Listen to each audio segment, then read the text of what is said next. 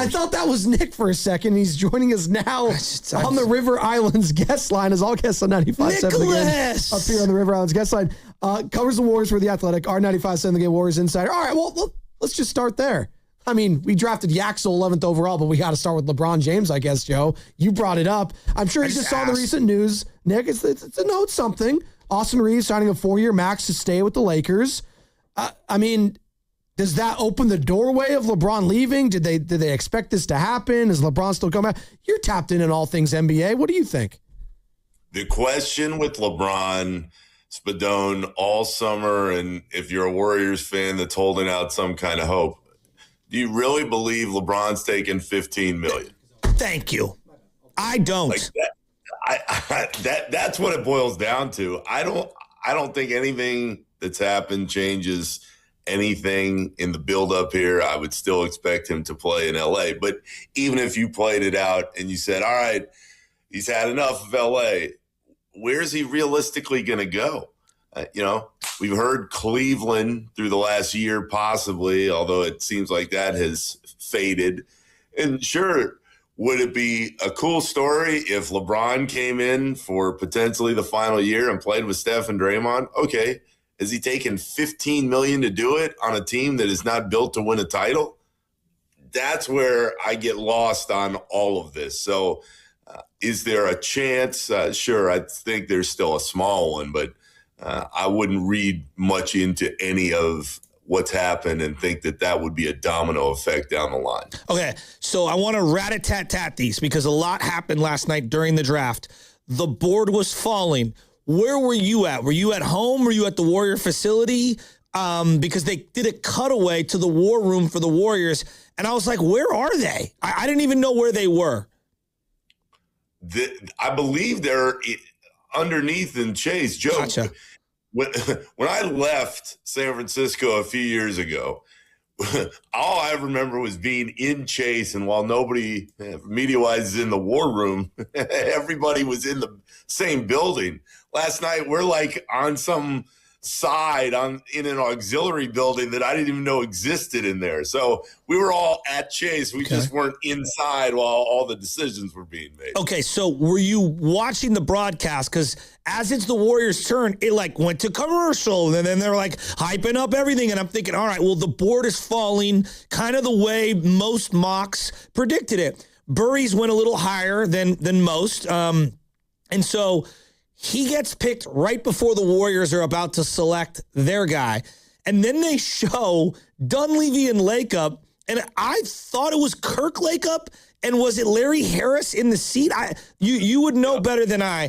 But, like, I'm watching, and I'm like, okay, the phone rang for Dunleavy, and then Lakeup's, like, throwing his hands up, and, like, I think Dunleavy's listening to whoever's on the other side of the phone, and he's like, calm down, and then Larry Harris is like, relax, Joe.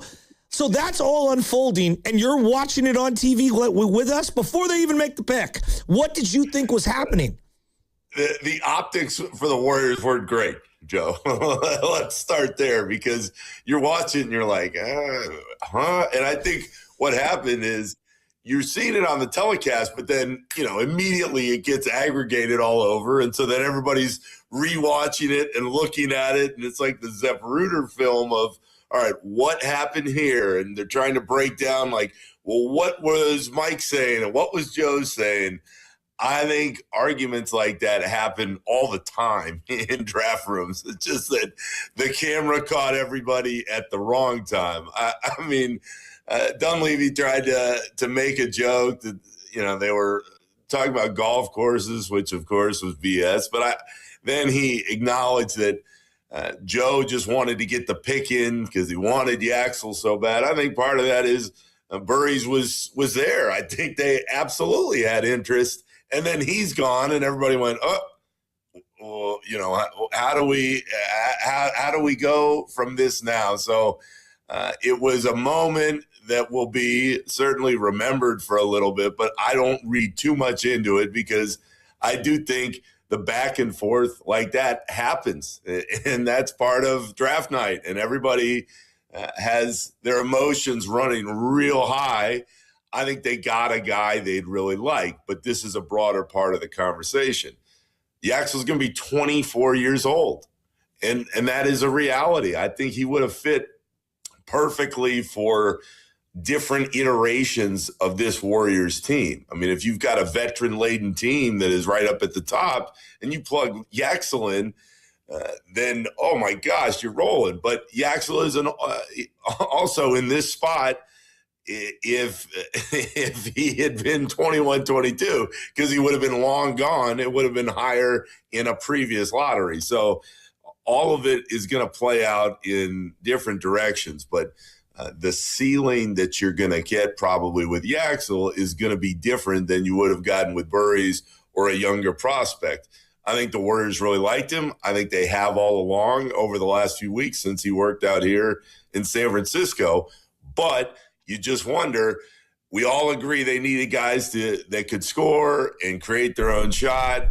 And you hope that number 11 would be a major difference maker. Maybe Yaxel will be that over the course of the next couple of years, but the prototype of the guy who's going to get to the basket and create his own offensively, who's going to be 24 when the season starts, that gives you a little more pause for sure. Joining us on the River Islands guest line is Odyssey Sports NBA insider Nick Friedell. Insider calls are brought to you by Hyundai and by the all-new Hyundai Palisade Hybrid. Learn how it makes every day epic at HyundaiUSA.com. And that's kind of what we're getting into this morning, Nick. It's like damned if you do, damned if you don't. So you go with the older guy, right? And we're going to criticize that. Or you could go with like a 19-year-old, unproven, raw, doesn't know what he's doing. Maybe he's not as polished with the X's and O's and the sports IQ. And then you get frustrated with him and his shot selection, and maybe his confidence is waiting. So I just sense a tremendous amount of cynicism from this fan base right now when it comes to just development of young players overall. And I think a lot of like fans, rightfully so, are just very jaded with the Jonathan Kuminga stuff and how that went down. And they really just don't want to see that with whoever's coming in next, whether this be Yaxel Lendeborg. And yeah, they can tell us right now they expect him to play a bunch, but they want to see it, right? So like right now, there's just a lot of skepticism overall, I think, with just player development. Is that fair, I guess is my question. Yeah, hell yeah, that's fair, Spadone. And I think you make a good point, because look at what's happened. Let's go back 6 years. We were sitting there watching Wiseman get picked. And guys, we've been through this 100 different times, but every team screws up. The Warriors certainly aren't unique in that. It was just that at that moment in time, you needed to hit with the number 2 pick. That was a bridge between the Steph, Clay, Draymond era and whatever was coming next. And it was a bad whiff. And everybody knows it. It's part of the league. You move on. But Spadone, to your point, then that's backed up with Kuminga. We know how that ended and imploded at the end.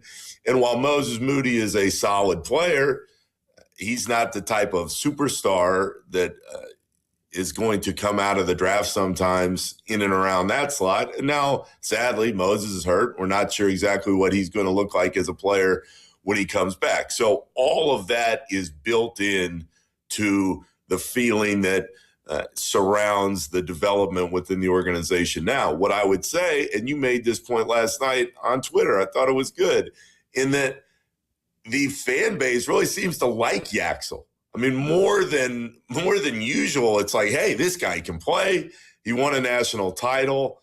We know what we're going to get in watching him night after night. The issue, and I know you guys have outlined it already this morning, is he's going to be 24, and you can't run from that. I mean, Dunleavy had a great line last night, guys, where he's like, well, I'm not worried about his age because he's not 38. And that really is the bar, with Steph and Jimmy and Draymond. But when you're drafting a 24-year-old prospect, you need that guy to come in immediately and have a big impact. And the problem for the Warriors is they have so many different holes on this roster right now that Yaxel could come in and really be a solid pro for them early. But is he going to help them fill the gaps that they needed, specifically in getting to the rim and scoring and all the things we know they need? Only time will tell. But at least on paper, his game is going to be backed up by a lot of other factors, especially how he plays with the vets and Steph and Draymond, et cetera. He's not the kind of guy who's going to just go out and drop you 20 every single night on his own. Nick, I kept thinking about Draymond Green picking up the option. What do they do? He doesn't pick up the option. What do they do? He's on the team next year. How does it work with him and Yaxel? What do you do with Kristaps Porzingis? Does this have any effect on either one of those guys' decisions internally or personally for the player? If you had to guess, does it have any effect on Draymond Green or Kristaps Porzingis and they're standing on the team? No. And Joe, the reason I say that is because when you're trying to figure out what happens next, Dunleavy's messaging the last couple of weeks, guys, has been very clear. He expects Draymond and Porzingis back. And what those numbers look like, especially in Porzingis' case, we'll see. It's pretty cut and dry with Draymond. He's got the option. It's worth about $28 million. If you're the Warriors at this point, there was so much talk after the regular season. Well, if Draymond declines the option and he signs for lesser in the first year and he gives them a little bit of a break, maybe there's some more wiggle room for the Warriors. The more things have played out, guys, the question I would have is for what? Like, he could take less and you're going out and getting what that's going to make that much of a difference. I guess we'll still see. But if I'm the Warriors, given the choices on the table right now, I'd say, hey, you can opt in, Draymond, and let's be real. If there's a deal we like, whether it's now or down the line, you might be included in it to match up the salaries. But guys, if it's me and I'm that front office, I don't want to be locked into business, at least on that next contract for 2 or 3 years. Let's just have Draymond for 1 year. Let's see how it all plays out, and then we'll reassess next summer. Same goes for Porzingis. It's absolutely a prove-it deal. Can you stay healthy? And that's why, as I'm walking out of there last night, I'm sitting there going, oh, man, you take Yaxel and Spadone. We talked about LeBron. Who knows? I highly doubt it, but you leave open the possibility if he gets pissed off enough that the Warriors certainly make sense in that they've got Draymond and Steph and a structure that could support the superstar power that he has. But I think everybody needs to get real comfortable with the idea that this team coming into next season is going to look a hell of a lot like the team that ended last season. And they're going to build with Steph and hope that he can stay healthy. And they're going to wait on Jimmy and Moses to finish their respective rehabs. And then they're going to hope that by the end of next regular season, everybody's healthy and they can make a push. But when you see the realistic moves that they can make, I think next year looks a hell of a lot like what we just saw. That's not encouraging. I mean, this is why I'm very worried. But this is where they're at. Well, I know, but Joe, but this is why we had like an hour-long conversation about if Dre and Horford and Kristaps are back, do you bring back GP2? Okay, so now there's 4 guys who play the big position on this team that it just makes it very complicated for Yaxel. And this guy needs a long runway. Do you think it's complicated for Yaxel's development next year, Nick? I think they are going to give him every opportunity, Spadone, to go play immediately. And that is certainly not something that we have said in the wake of any of these drafts recently, where you have all these different guys who are in all these different stages of their career. I mean, think about Kuminga and Moody. It was like, all right, we need to give them time. Wiseman the same, although he started plenty of games early in that first season. I don't believe that whether Draymond, Porzingis, Horford, I mean, guys, it's funny you mentioned Horford. Horford's like forgotten almost in this puzzle that they're piecing together because, he's got this option. He seems very comfortable in the Bay. By all accounts, it feels like he's going to pick that up. His family has enjoyed it. He said many times he's enjoyed what the Warriors have built, but you can have all these different guys. Yaxel will find a way to play if he's good enough to be out there early. And when you listen to Mike Dunleavy last night, 100% that's what the Warriors believe. So how all the minutes get doled out, we'll see. But, Joe, this is where I'd also say Draymond, Porzingis, and Horford aren't playing every game next year. I think there will be. But that's what we said. But Nick, I don't mean to interrupt you. We said that the last 3 years, and then, Kuminga's going to cook when Wiggins and this guy goes on the bench. And it's like, okay, in theory, it makes a lot of sense. But every time the guy got his feet going, here comes this guy. You go back to the bench. I just think it's a lot harder in practicality than it is theoretically.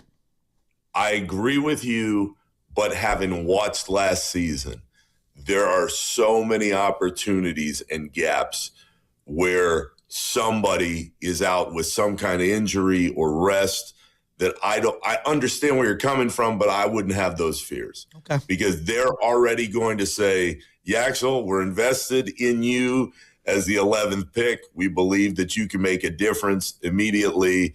We will find a way to make all these minutes work.